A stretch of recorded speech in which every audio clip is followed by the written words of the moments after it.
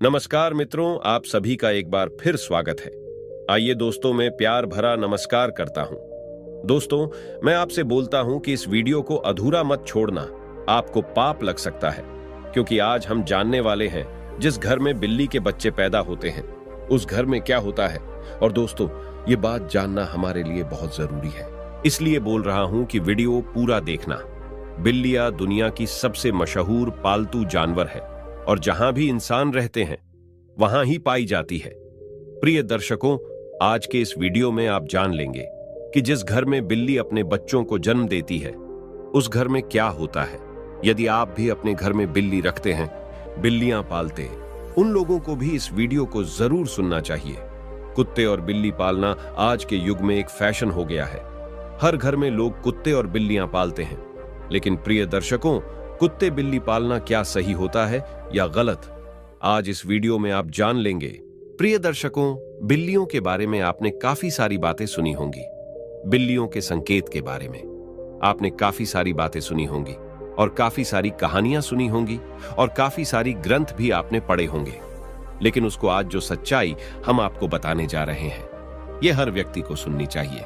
शास्त्रों का ऐसा मत है कि इस संसार में ऐसा कोई घर नहीं होता है जिसने बिल्ली का आगमन नहीं होता है। बिल्ली हर उस घर में जाती है जिस घर में मनुष्य रहते हैं। लेकिन क्या प्रिय दर्शकों, आप इस बात को जानते हैं कि यदि आपके घर में बिल्लियां आती है और अक्सर आती रहती हैं तो उनका क्या संकेत होता है? और यदि आपके घर के आजू बाजू में बिल्लियां रोती है तो उनका क्या संकेत होता है? और यदि आपके घर में बिल्लियां अपने बच्चों को जन्म देती है तो उसका क्या संकेत होता है? और प्रिय दर्शकों, यदि आप कोई शुभ कार्य के लिए जा रहे हैं और यदि कोई बिल्ली आपका रास्ता काट जाए तो प्रिय दर्शकों, उसका क्या संकेत होता है? दोस्तों, बिल्ली एक मांसाहारी स्तनधारी जानवर है। इसकी सुनने और सूंघने की शक्ति प्रखर है और यह कम रोशनी, यहां तक कि रात में भी देख सकती है। लगभग 9500 वर्षों से बिल्ली मनुष्य के साथ ही के रूप में है। प्राकृतिक रूप से इनका जीवन का लगभग 15 वर्षों का होता है। श्री हरि विष्णु कहते हैं कि जिस घर में बिल्लियां अपने बच्चों को जन्म देती है उस घर में मां लक्ष्मी का आगमन होता है। लेकिन यह कितना सच है और कितना झूठ है?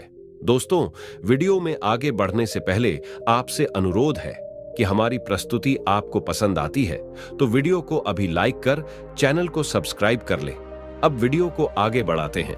प्रिय दर्शकों, प्राचीन काल समय की बात है। एक नगर में एक औरत रहती थी। उस औरत का एक पुत्र होता है। तो प्रिय दर्शकों, उसका वो पुत्र अपाहिज होता है। उसका वो पुत्र बिल्कुल अपाहिज होता है। नहीं तो वो बिस्तर से उठ पाता है और न ही वो चल पाता है। अब वो औरत अपने पुत्र की ऐसी माली हालत देखकर बड़ी दुखी रहती है। हर समय उसको ये चिंता खाई जाती है कि मेरे इस पुत्र का क्या होगा। प्रिय दर्शकों, अब जब दूसरा साल लगता है तो दूसरे साल में उस औरत को दूसरा पुत्र होता है। तो प्रिय दर्शकों, उसका दूसरा पुत्र भी बिल्कुल अपाहिज होता है। वो भी उस औरत की पहले पुत्र की तरह ही बिल्कुल अपाहिज होता है। नहीं तो उसका वो दूसरा पुत्र अपने बिस्तर से उठ पाता है और न ही वो चल पाता है। फिर दर्शकों, अब उस औरत को और भी ज्यादा चिंता सताने लगी थी कि अब तो मेरे 2 पुत्र हैं लेकिन दोनों ही बिल्कुल अपाहिज हैं। इनका क्या होगा? इनका भविष्य कैसा होगा? उसको अब जैसे तीसरा साल लगता है तो तीसरी साल में उस औरत को तीसरा पुत्र भी होता है। जब उस औरत को तीसरा पुत्र होता है तो उसकी भी वैसी ही हालत थी जैसे दोनों पुत्रों की थी। वो तीसरा पुत्र भी नहीं तो चल पाता है और न ही अपने बिस्तर से उठ पाता है। प्रिय दर्शकों, अब वो औरत को और भी ज्यादा चिंता सताने लगी कि अब मेरे 3 पुत्र हो गए लेकिन तीनों ही बड़े अपाहिज हैं। तीनों ही चलने फिरने की हालत में नहीं है। इनका भविष्य क्या होगा? अब इनका लालन पालन कौन करेगा? मैं कितने दिन जिंदा रहूंगी? जब तक मैं जीवित हूं तब तक तो इनकी देखभाल मैं कर सकती हूं, लेकिन मेरे जाने के बाद इनका क्या होगा? यही चिंता उस औरत को खाई जा रही थी। प्रिय दर्शकों, अब चौथा वर्ष लगता है तो चौथे वर्ष में उस औरत को चौथा पुत्र होता है। तो प्रिय दर्शकों, चौथा पुत्र भी अपाहिज होता है। वो चौथा पुत्र भी सेम वही कंडीशन में होता है। वो भी नहीं तो बिस्तर से खड़ा हो पाता है, नहीं चल पाता है। प्रिय दर्शकों, अब उस औरत की और भी ज्यादा हालत खराब हो जाती है। अब वो सोचने लगती है कि हो सकता है मेरी कोख से हमेशा अपाहिज पुत्र ही जन्म क्यों लेते हैं। हो सकता है मेरी कोख में कोई मिस्टेक है, मेरी कोख ही खराब है। यही सोचकर वो औरत बड़ी दुखी हो जाती है। अब कुछ दिनों बाद 5वां साल लग जाता है और 5वें साल में उस औरत को 5वां पुत्र होता है। तो प्रिय दर्शकों, 5वां पुत्र भी उन्हीं की तरह होता है जैसे कि पहले 4 पुत्र हुए थे। वो 5वां पुत्र भी नहीं तो अपने बिस्तर से उठ पाता है और न ही वो चल पाता है। प्रिय दर्शकों, अब वो औरत अपनी पूरी आशा छोड़ देती है।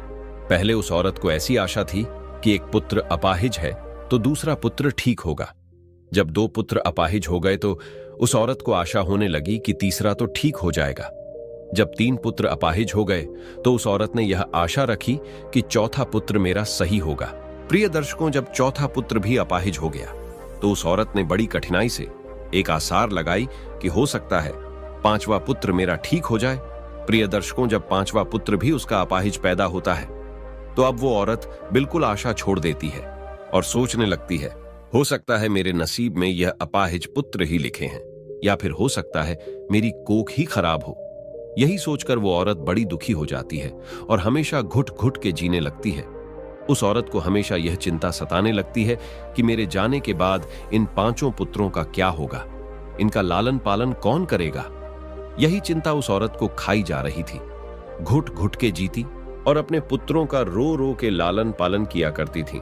प्रिय दर्शकों, खून के आंसू पीती थी लेकिन फिर भी अपने पुत्रों का अच्छे से लालन पालन किया करती थी। प्रिय दर्शकों, अब कुछ समय निकलने के बाद उस औरत के घर में एक सफेद बिल्ली आती है और वो बिल्ली उस औरत के घर में रहने लग जाती है। प्रिय दर्शकों, अब कुछ दिनों वो बिल्ली उस औरत के घर में रहती है और कुछ दिनों बाद वो बिल्ली अपने सुंदर 4 बच्चों को जन्म देती है। जब बिल्ली अपने 4 बच्चों को जन्म देती है तो प्रिय दर्शकों, उस औरत का पहला बच्चा बिल्कुल ठीक हो जाता है। उस औरत का पहला बच्चा अपने बिस्तर से खड़ा भी होने लगता है और अपने पांव पर चलने भी लग जाता है। प्रिय दर्शकों, अब वो औरत बड़ी प्रसन्न होती है और बड़ी खुश हो जाती है और ऊपर वाले का दिल से धन्यवाद करती है। प्रिय दर्शकों, अब औरत उन बिल्ली के बच्चों को अपने पास ही रखा करती और उनका अच्छे से लालन पालन किया करती। प्रिय दर्शकों, कुछ दिन निकलने के बाद वो बिल्ली का फिर से प्रसव होता है और वो बिल्ली फिर से अपने 4 बच्चों को जन्म देती है तो उसका फिर से उस औरत का दूसरा लड़का ठीक हो जाता है। इसी तरीके से जब जब बिल्ली को प्रसव होता तब तब उस औरत का हर बच्चा ठीक होता जाता। इसी तरीके से उस औरत के सभी बच्चे ठीक हो जाते हैं और प्रिय दर्शकों, उस औरत के घर में अन्न धन की कोई कमी नहीं रहती है। शास्त्रों में ऐसा कहा जाता है कि जिस घर में बिल्ली अपने बच्चों को जन्म देती है उस घर में ही मां लक्ष्मी का तीव्र गति से आगमन होता है। उस घर में सुख समृद्धि इतनी आ जाती है कि उस घर में रहने वाले इंसान नहीं संभाल पाते।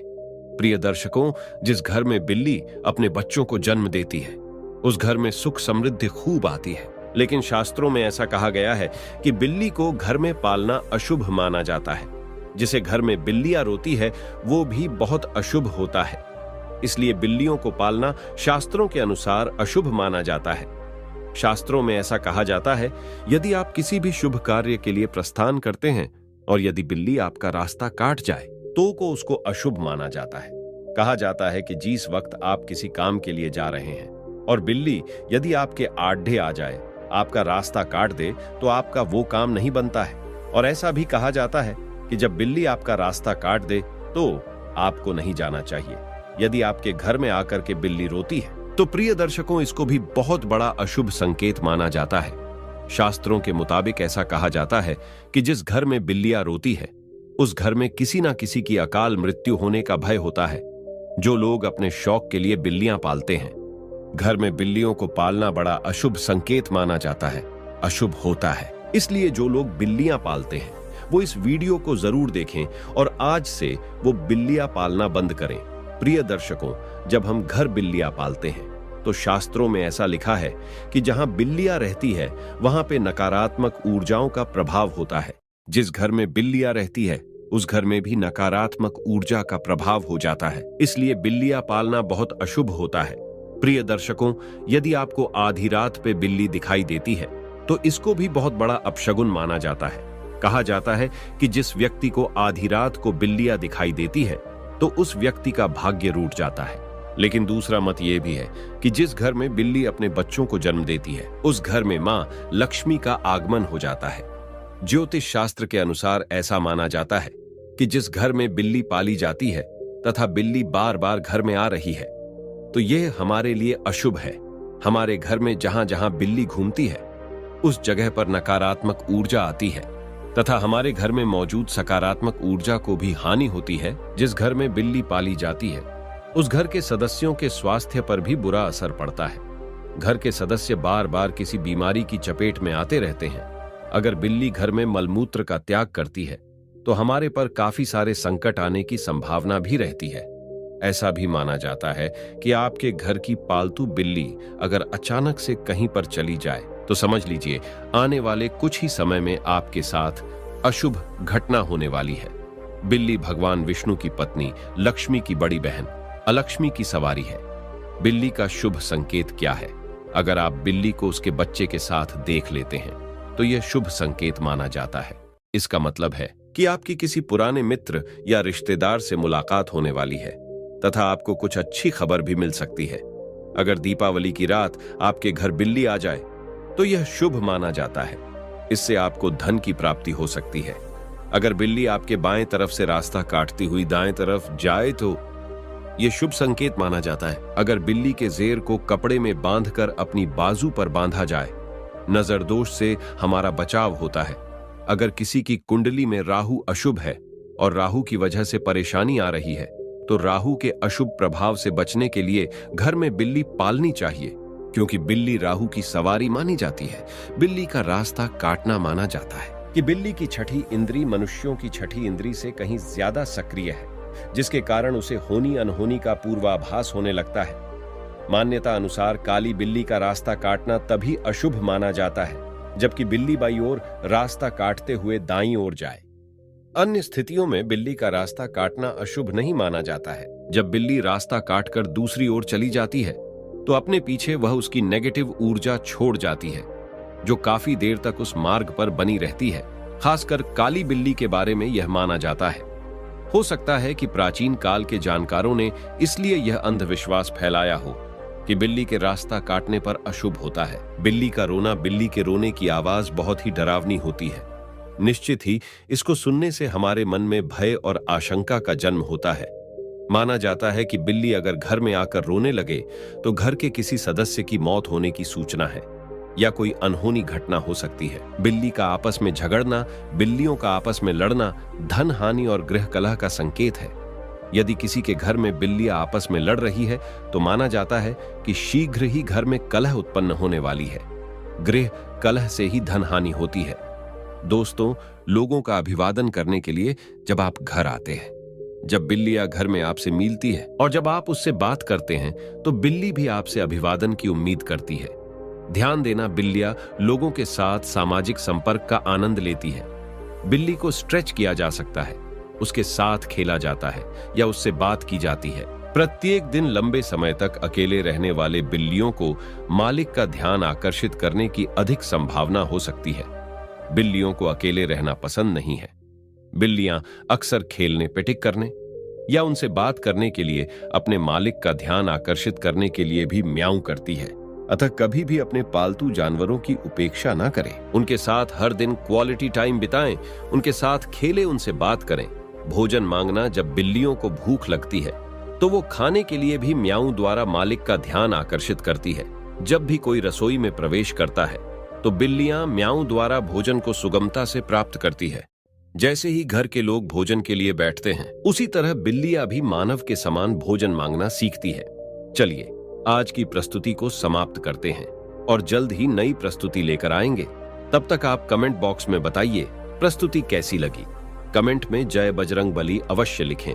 धन्यवाद दोस्तों।